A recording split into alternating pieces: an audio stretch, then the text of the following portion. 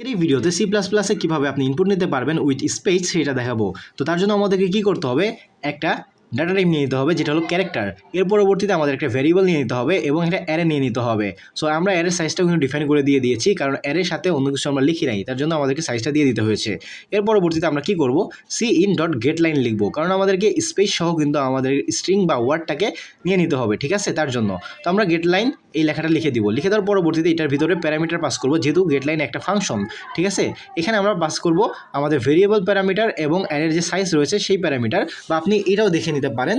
এখানে যেভাবে নেওয়া হয়েছে cin dot getline, তার পরবর্তীতে এখানে str মানে হলো যে ভেরিয়েবলটা সেটা, তার পরবর্তীতে লেন মানে হলো আপনার অ্যারে যত লেন আছে সেইটা। এর পরবর্তীতে আমি একটু পরে বলতেছি। এখন আমরা যতটুকু যখন আমাদের এটা লেখা শেষ হয়ে যাবে, শেষ হওয়ার পরবর্তীতে আমরা কী করব, শুধুমাত্র ভেরিয়েবলটাকে সি আউট করে দিব। তাহলেই মূলত আমাদেরকে কী হবে, এখানে আমরা চাইলে একটা হিজিবিজি টাইপের একটা স্ট্রিং নিয়ে নিতে পারি, একটা স্পেস দিয়ে দিতে পারি এবং হিজিবিজি লিখে দিতে পারি, এবং এটার আউটপুটও কিন্তু সিমিলারই আসবে, ঠিক আছে। এখন এইখানে যে লেখাটা আছে ডি লিম, এই ডিলিম মানে হলো আপনি একটা স্ট্রিং স্পেসিফিক কোন জায়গায় নিতে চাচ্ছেন এবং তার পরবর্তীতে আর নিতে চাচ্ছেন না সেটা। তো আমি এখানে একটু টাইপ করে দেখাই দিই। সো আমি এই জায়গায় একটা কমা দিয়ে দিই। তো কমা দেওয়ার পরবর্তীতে আমরা কোন জায়গা পর্যন্ত আমার স্ট্রিংটাকে ইউজ করব, ঠিক আছে। তো আমি মূলত এখানে কী করবো, একটা স্পেশাল ক্যারেক্টার দিয়ে দিব। যেমন ধরুন যে আমি এখানে স্পেশাল একটা অ্যাট দ্য রেট না, এটা হলো $সাইন দিয়ে দিলাম। অর্থাৎ $সাইন পর্যন্ত আমার স্ট্রিংটা ইনপুট নেবে।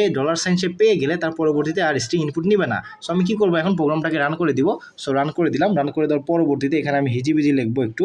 সো এই জায়গায় আমি একটু হিজিবিজি লিখি, স্পেস হিজিবিজি, স্পেস হিজিবিজি। সো দেখতে পাচ্ছেন অনেক অনেক স্পেস দিয়েছি। এখন যদি এই লেখার মাঝখানে আমি একটা $সাইন দিই, $সাইন দিয়ে হিজিবিজি লিখি, এখন দেখবেন এই জায়গায় আমাদের $সাইনের পরে, অর্থাৎ আমি একটু দেখাই, এই যে $সাইন, এই $সাইনের পরে কিন্তু আর আমাদের স্ট্রিং কাজ করে নাই, ঠিক আছে। এর আগ পর্যন্ত ইনপুট নিয়েছে এবং সেটা আমাদেরকে আউটপুট দিয়েছে। $সাইনের পরবর্তীতে সবগুলো কেটে গিয়েছে। ঠিক এটাই হলো এইটার কাজ।